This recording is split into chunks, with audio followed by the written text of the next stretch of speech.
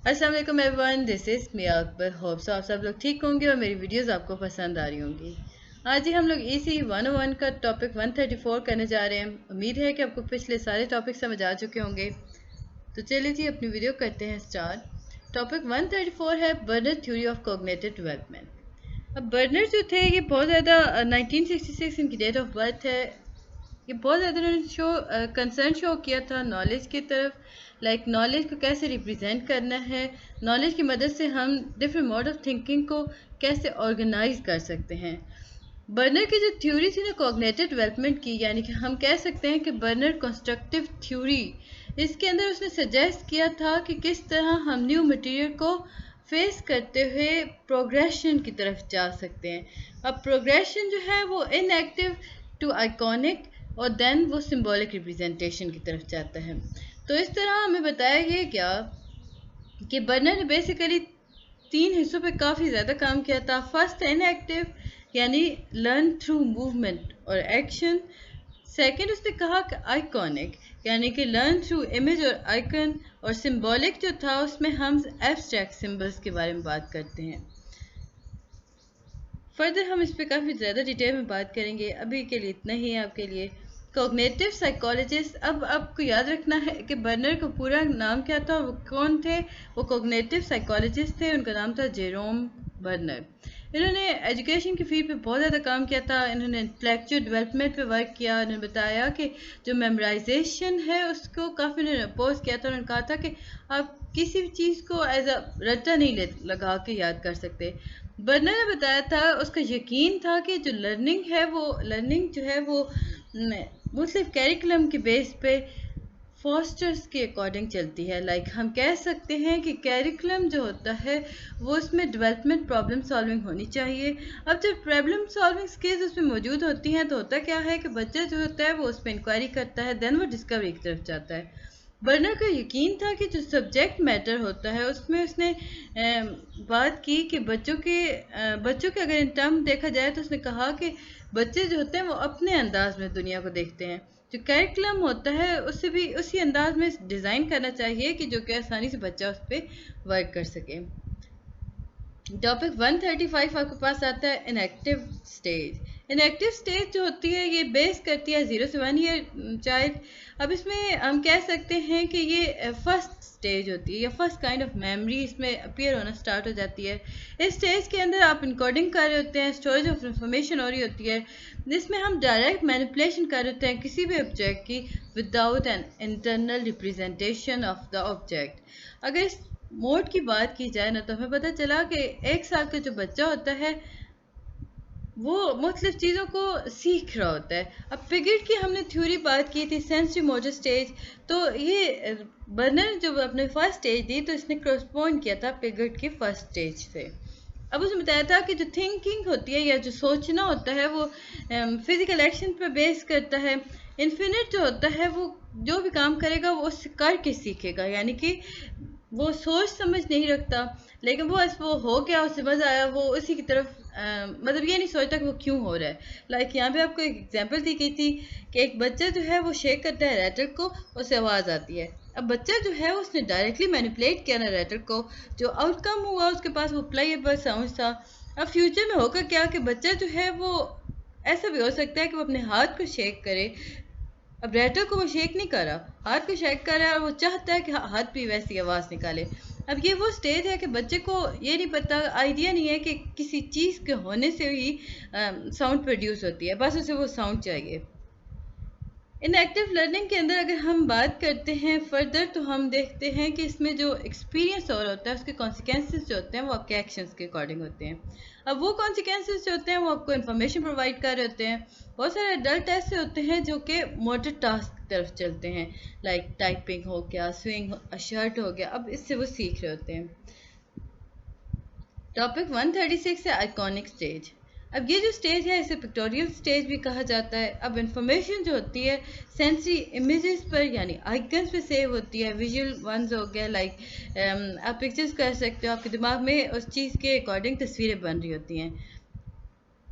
Stage को हम iconic stage कहते हैं। लाइक देखिए एग्जांपल में आपको बताया गया था कि एप्पल का अगर आपको कहा जाता है कि एक ट्री ड्रा करे तो मैक्सिमम बच्चे ऐसे होते हैं कि वो यही ट्री ड्रा करेंगे, उस पर एप्पल लटका देंगे और they said this is the Apple tree, यानी कि उन्होंने इमेज पे वर्क किया। देन आपके पास टॉपिक 137 आता है सिम्बॉलिक स्टेज। सिम्बॉलिक स्टेज जो होती है ये सिम्बल्स के बारे में बात करती है, कोड के अकॉर्डिंग चल रही होती है, इसमें लैंग्वेज यूज़ हो रही होती हैं, या यूँ कह लें कि 6 to 7 ईयर ओल्ड इसमें मोड चल रहा होता है एज का। अब ये जो पिगेट की कंक्रीट ऑपरेशनल स्टेज थी उसके करस्पॉन्ड था। तो अभी तक हमने देखा कि बर्नर जितनी भी अपनी स्टेजेस दी थी वो करस्पॉन्डिंग टू पिगेट थ्योरी था। अब इसमें सिंबॉलिक स्टेज आ जाती है। नॉलेज जो है वो primary as a primary word से होना शुरू हो जाता है, मैथमेटिकल सिम्बल्स आपको समझ आना शुरू हो जाते हैं, सिंबल सिस्टम आ जाता है सच एज म्यूज़िक। अब जब सिंबल्स की हम बात करते हैं, सिंबल्स जो होते हैं वो फ्लेक्सिबल होते हैं, वो मैनिपुलेट किए जा सकते हैं, उन्हें क्लासिफाई किया जा सकता है। अब देखें डायग्राम की हेल्प से अगर हम देखें तो इनएक्टिव स्टेज जो होती है बच्चा विदाउट एनी रीज़न काम कर रहा होता है, उसके पास लॉजिक नहीं होती। आइकॉनिक स्टेज एक ऐसी स्टेज है कि बच्चा जो है इस पे आइकन्स पे वर्क कर रहा है, यानी सिंबल्स पे बात कर रहा है, उसकी इमेजेस पे वर्क कर रहा है। सेकंड थर्ड पे हम कहते हैं सिंबॉलिक स्टेज। सिंबॉलिक स्टेज पे आप सिंबल्स की तरफ आ जाते हो, बच्चा समझना शुरू हो जाता है स्टोरीज को कैसे पढ़ना है, उसके बिलीफ आना शुरू हो जाते हैं। टॉपिक 138 है आपके पास discovery learning and inductive reasoning.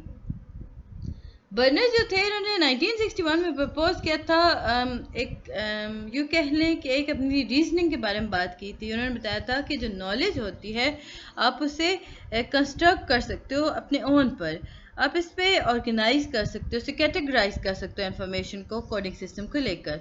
Burner का यकीन था कि जो बहुत ज़्यादा इफेक्टिव वे होता है जिसके अंदर आप डेवलपमेंट की तरफ जाते हो वो कोडिंग सिस्टम होता है। नेक्स्ट आपको बताते हैं कि डिस्कवरी लर्निंग जो होता है वो इनकम्पास करता है साइंटिफिक मेथड को। साइंटिफिक या स्टूडेंट जो होते हैं वो आइडेंटिफाई करते हैं सबसे पहले प्रॉब्लम, फिर क्या करते हैं वो जनरेट करते हैं हाइपोथेसिस, देन वो उस हर हाइपोथेसिस को टेस्ट करते हैं, अगेन कलेक्ट करते हैं डेटा, कंक्लूजन को अप्लाई करते हैं न्यू सिचुएशंस के ऊपर। डिस्कवरी लर्निंग जो होता है कि इनकरेज करता है स्टूडेंट्स को कि वो एक्टिवली यूज़ कर सके अपने इनिशियल्स इमोशन, यूँ समझ लें कि इमेजिनेशंस को, क्रिएटिविटी को। अब जो ये अप्रोच स्टार्ट होती है वो स्पेसिफिक से स्टार्ट होती है और वो जाती है जर्नल तक। याद रखिएगा ये जो अप्रोच होती है वो स्पेसिफिक से स्टार्ट होती है और वो जर्नल तक जाती है। बर्नर का मानना था जो क्लासरूम लर्निंग होती है वो इंडक्टिव रीजनिंग की बिहाफ पे हो रही होती है। टॉपिक 139 है आपके पास वाइगोट्स्काय सोशल कल्चर थ्योरी। लिव वाइगोट्स्काय जो थे ये रशियन साइकोलॉजिस्ट थे। इनका टाइम पीरियड आता है जी 1896 से 1934 तक। इन्होंने काफ़ी ज़्यादा जोर दिया था कल्चर पर। उन्होंने कहा था कि कल्चर जो होता है कि बच्चों की कॉग्निटिव डेवलपमेंट में काफ़ी इम्पैक्ट रखता है, काफ़ी असरअंदाज होता है। वाइगोट्स्काय के नज़दीक था कि बच्चा जो होता है वो मतलब कॉग्निटिव लिंग्विस्टिक और सोशल डेवलपमेंट की वजह से अपने सोशल इंटरेक्शन को इन्हांस कर सकता है। पिगेट और गैसवेल दोनों को यकीन था कि जो स्टीम होता है वो बच्चा जो होता है वो डायरेक्टली और होता है। लाइक वाइगोट्स्काय के नज़दीक जो था वो नॉलेज जो है वो इंट्रिंसिक डेवलपमेंट की वजह से होती है। उसने काफ़ी ज़ोर दिया था लैंग्वेज पर, राइटिंग और कॉन्सेप्ट्स पर। जो अब ये जो राइटिंग और कॉन्सेप्ट्स हैं ये अराइज किए जाते हैं कल्चर को लेकर, जो कि एलिसिट्स करते हैं हाई लेवल ऑफ कॉग्निटिव। अगर वैसे बहुत सिंपल करूँ तो मैं कहूँगी कि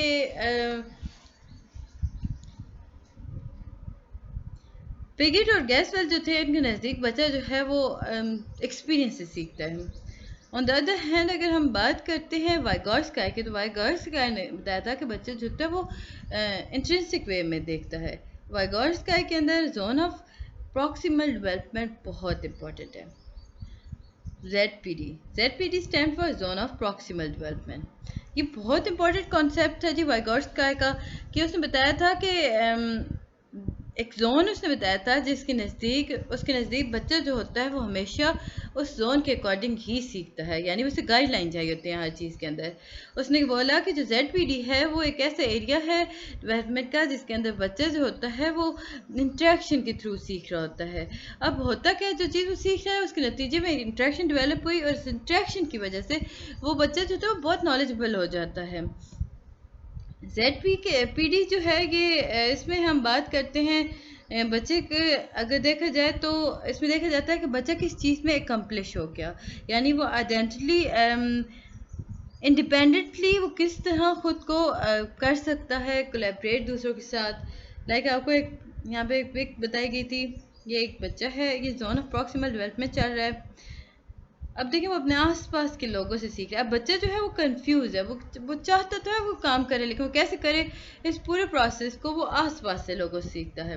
वाइगॉट्स्की ने बताया था कि बच्चा जो होता है वही चीज़ मैंने भी आपको जो बताई है सेम वही है। अब देखिए जोन ऑफ प्रॉक्सिमल डेवलपमेंट के अंदर से पहले पता है what I can do with help और व्हाट आई कैन डू। अब ये जो चीज़ें हैं ये वो अपने आसपास से सीख रहा है।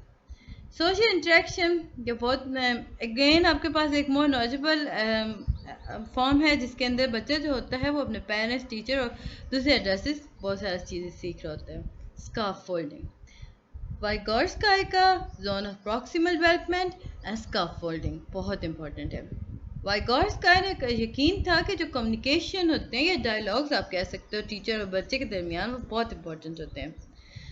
अब क्यों, क्योंकि ये एक इम्पॉर्टेंट वाइटल रोल प्ले कर रहे होते हैं। लाइक इसमें हम कह सकते हैं कि कॉग्निटिव, लिंग्विस्टिक और सोशल इंटरेक्शन हो रही होती हैं। स्काफोल्डिंग जो है ये ग्रेजुअल प्रोसेस है जिसके अंदर मुख्तलिफ लेवल हैं जो कि सपोर्ट करते हैं आपकी एक्टिविटी के ड्यूरिंग एक्टिविटी। अगर हम किसी भी न्यू टास्क को स्टार्ट करने जा रहे हैं, इसका फोल्डिंग क्या करेगा, वो आपके लिए एक कंक्रीट और विजिबल फॉर्म क्रिएट करेगा। वाइगॉट्स्की जो थ्योरी थी ना उसमें उसने बात की थी कि जो लर्निंग होती है वो कंक्रीट होती है और वो मूव करती है एब्स्ट्रैक्ट की तरफ, but with the help of other people like teacher हो गया, फैमिली मेम्बर्स हो गए।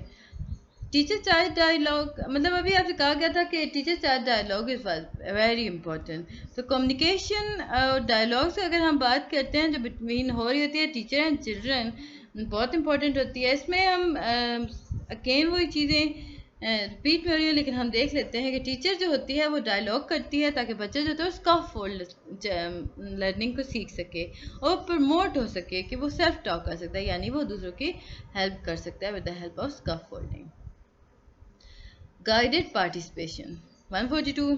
गाइडेड पार्टिसिपेशन बेसिकली ये एक ऐसा प्रोसेस है जिसके अंदर बच्चा जो होता है वो इंगेज होता है मुख्तलिफ एक्टिविटीज़ के अंदर, वो एक्सपीरियंस करता है। अब ये जो एक्सपीरियंस वो कर रहा है वो the help of other people like parents, teacher etcetera. अब ये जो आइडिया होता है ना, इससे बच्चा क्या करता है, वो एक्सपीरियंस तो कर रहा है लेकिन वो एक्टिव पार्टिसिपेट भी कर रहा है इस प्रोसेस के अंदर। मैं कहूँ कि बच्चा जो होता है इसमें खुद से काम करके सीख रहा होता है।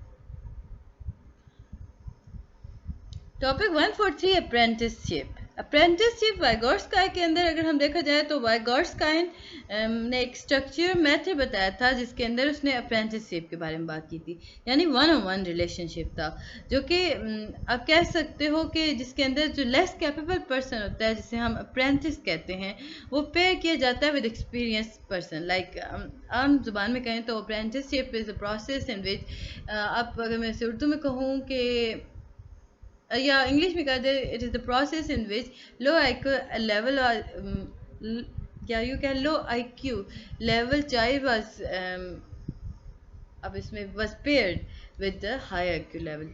अब होता क्या है कि क्लास के अंदर आप बात करते हो कि एक नालायक स्टूडेंट है, उसे उठा के आप एक लाइक स्टूडेंट के साथ बिठाते हो, तो होता क्या है कि ग्रेजुअली या आप कह लो कि with the passage of time बच्चा जो होता है नालायक वो थोड़ा थोड़ा सीखने लग जाता है, उसमें इम्प्रूवमेंट शो होना शुरू हो जाती है।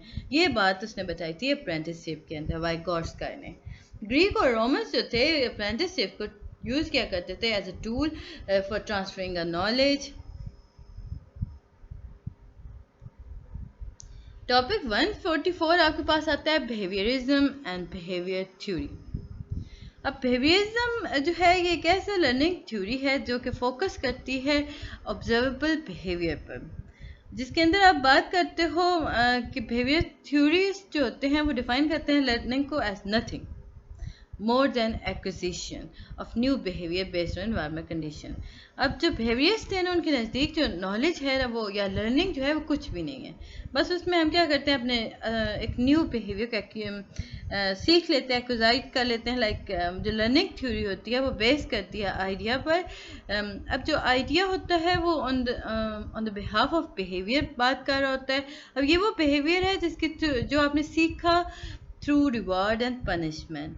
बिहेवियरिस्ट जो थे वो दो तरीके पे यकीन रखते थे कि बच्चा या तो वो रिवॉर्ड से सीखता है या फिर वो पनिशमेंट से।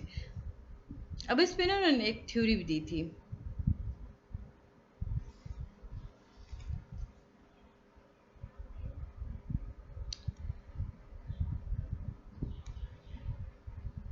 अब इस थ्योरी के थ्रू आपको पता चल जाएगा कि हुआ क्या था। अब जो थ्योरी थी ना इसे एक्सप्लेन किया था कि बच्चा जो होता है वो कॉग्निटिवली सोशियो बिहेवियर बात कर रहा होता है, क्योंकि उसने शुरू में बात की। अब जब आप उसे रिवॉर्ड करते हो किसी भी अच्छे पर्पज़ के लिए तो बच्चा क्या करेगा, वो खुश हो जाएगा, वो बेहतर से बेहतर काम करेगा। लेकिन आप उसे पनिश कर रहे हो उसके अच्छे काम के बावजूद तो क्या होगा, बच्चा शाय हो जाएगा, वो बुली शेप की तरफ आ जाता है। Topic 145 classical conditioning. Again important आपके पास टॉपिक आ गया। क्लासिकल कंडीशनिंग किसने दी थी? आइवन पेवलव। आइवन पेवलव ने क्लासिकल कंडीशनिंग के बारे में बात की थी। इसने बताया था, देखो आइवन पेवलव जो है ये बायोलॉजिकल इवेंट्स पे काफ़ी ज़्यादा इंटरेस्ट शो करता था। लाइक डाइजेशंस के बारे में बात की थी इसने कि किस तरह एनवायरनमेंट के अंदर आप चेंजेस ला सकते हो। इसने बताया था कि जो लर्निंग होती है वो रेवोल्यूशनरी होती है। अब जो पेवलव था इसने एक एक्सपेरिमेंट किया था हंगरी डॉग पर। अब एक भूखा कुत्ता है जी, उसके पास ना उसने उस पर एक्सपेरिमेंट किया, उसे खाना दिया। अब हुआ क्या कि जो पहली दफ़ा जो खाना दिया था वो अनकंडीशन स्टिमुलाई था, सेल्वेशन स्टार्ट हो गई, वो अनकंडीशन रिस्पॉन्स था। पेवलव ने उसे ट्रेन किया यानी कंडीशन किया कि डॉग जो स्लेवरी है बेसिकली ये रिस्पॉन्स करती है अब जब इसे प्रोवाइड करते हो फूड सिमल्टेनियसली। लाइक फिर उसने क्या, उसने एक्सपेरिमेंट किया। मैं आपको इसका पूरा एक्सपेरिमेंट बता देती हूँ, यही सारा चीज़ें यहाँ पे बताई हुई हैं कि उसने एक डॉग को लिया, भूखा कुत्ता था। लाइक ये देखिए मैं आपको इसमें डायग्राम के हेल्प बताती हूँ। उसने फूड दिया। अब ये अनकंडीशनिंग थी ना कि बच्चे ने खाना देखा उसके मुंह में पानी आ गया। अब सेकंड स्टेप पे उसने क्या किया, उसने सिंपल बेल रखी, उस बेल को बजाया तो क्या हुआ, कोई सेल्वेशन नहीं हो रही थी मुंह में, उसमें कोई उसमें पानी नहीं आ रहा था। लेकिन थोड़े उसने कंडीशनिंग की, उसने एक दफ़ा बेल बजाई, कोई रिस्पॉन्स नहीं आया। सेकंड टाइम उसने क्या किया, बेल बजा के खाना दिया। अब क्या हुआ, जब बेल बज के खाना हुआ तो कुत्ते ने देखा कि बेल के साथ तो खाना आ रहा है, उसके मुंह से पानी निकलना शुरू हो गया। अब जब कंडीशनिंग कंप्लीट हुई तो हुआ क्या कि अब दोबारा उसने एवलिव ने क्या किया कि उसने बेल को रिंग किया तो सेल्वेशन स्टार्ट हो गई। इसके बाद ये वाटसन की हम बात करते हैं।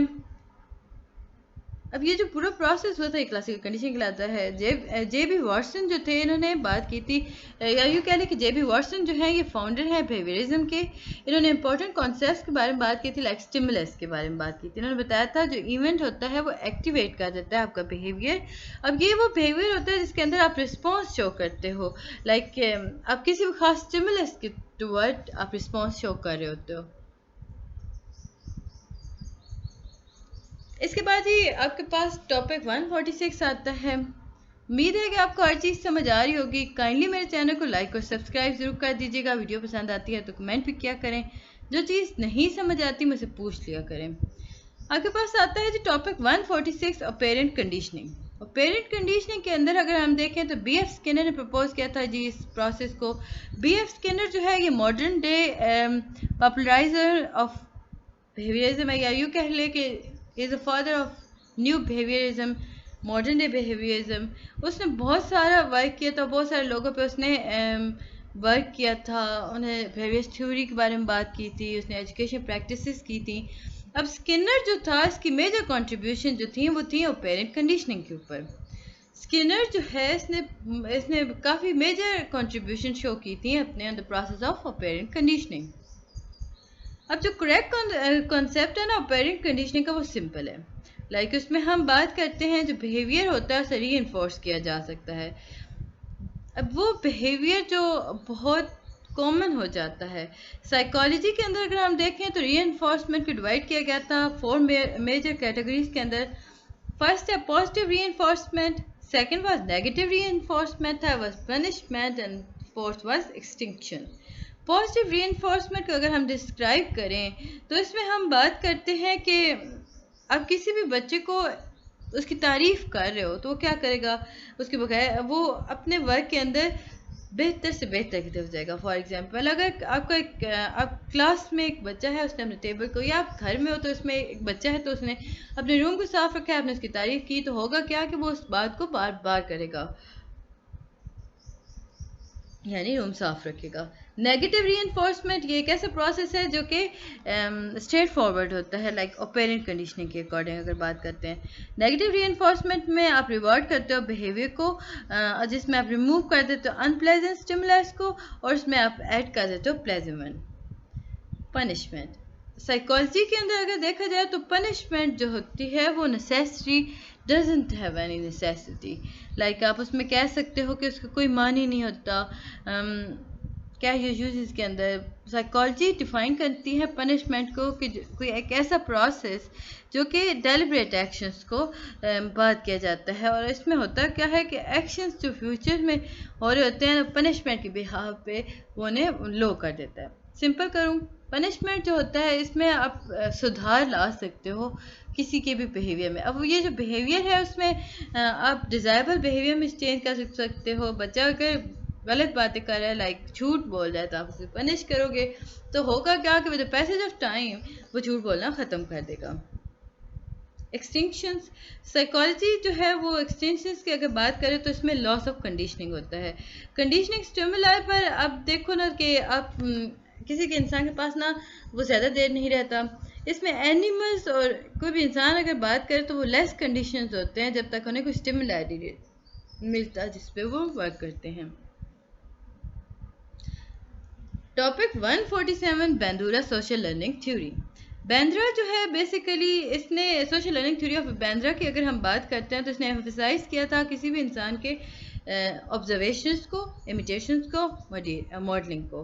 इसने बताया था कि जो कि बिहेवियर होता है या एटीट्यूड या इमोशनल रिएक्शंस होते हैं दूसरों के, उनके अकॉर्डिंग आप अपने बिहेवियर को चेंज कर सकते हो। इसने बताया था कि जो लर्निंग होती है वो एक कॉग्निटिव प्रोसेस है जिसके अंदर सोशल कॉन्टेक्स्ट आता है। इसमें अगर हम बात करते हैं ऑब्जर्वेशंस की या डायरेक्ट इंस्ट्रक्शन की तो उसमें मोटर रिप्रोडक्शन और डायरेक्ट एनफोर्समेंट की एब्सेंस पाई जाती है। अब देखें, अब अगर मैं आपको बताती हूँ ना तो what to know about social learning theory. अब बच्चा जो है वो ऑब्जर्वेशन से सीख रहा है। मेंटल स्टेट्स उसकी इम्पोर्टेंट मतलब लर्निंग काफ़ी ज़्यादा होती हैं। Learning does not necessary lead to behaviour change. अब लाजिम नहीं है कि आप लर्निंग से आपका बिहेवियर चेंज हो जाएगा। इसके अगर की बेनिफिट्स देखे जाएँ तो आप इसमें से कोई सिर्फ 3 से 4 कर सकते हो। लर्निंग जो है वो प्योरली बिहेवियर नहीं होता। इसमें आप कॉग्निटिव प्रोसेस को जब तक नहीं लाते हो आप सोशल कॉन्टेक्स्ट के अकॉर्डिंग अपने बिहेवियर को एनहांस नहीं कर सकते हो। रीइंफोर्समेंट जो होती है वो इम्पोर्टेंट रोल प्ले करती है लर्निंग पर, बट ये रिस्पॉन्सिबल नहीं होती लर्निंग की। Attention retention topic 148। अटेंशन जो होता है वो सोशल लर्निंग थ्योरी अगर हम बेंद्रा की बात करते हैं तो उसने बताया था कि अटेंशन बेसिकली एक ब्रिज है। अब ये ब्रिज जो है ये ट्रेडिशनल लर्निंग थ्योरी और कॉग्निटिव अकॉर्डिंग की अप्रोच की तरफ चलता है। उसने फोकस किया था मेंटल कॉग्निटिव फैक्टर्स के अंदर। अब उसने 4 मेडिएशन प्रोसेस बताए थे। फर्स्ट था अटेंशन। अब अटेंशन जो है बेसिकली इसमें हम extend to which we are expose और नोटिस द बिहेवियर। देन आप कहते हो कि इसमें हम बात करते हैं, ऑब्जर्व करते हैं बहुत सारे बिहेवियर्स को डेली। तो अब जो बच्चा होता है जिन बिहेवियर को वो इम्पोर्टेंट शो समझता है वो उनके इन्फ्लुएंस हो जाता है, वो उसे अडॉप्ट कर लेता है। रिटेंशन जो होती है ये ऑपोजिट होती है अटेंशन से। अब इसमें वो प्रिवेंट करता है इमिटेशंस को। इसमें बच्चा जो होता है ना बुरे बिहेवियर को मतलब अपनी मेमोरी से बाहर निकाल देता है। तो ये था जी टॉपिक 148। उम्मीद है कि आपको समझ और पसंद आया होगा। मिलते हैं नेक्स्ट वीडियो में, तब तक के लिए अल्लाह हाफिज़।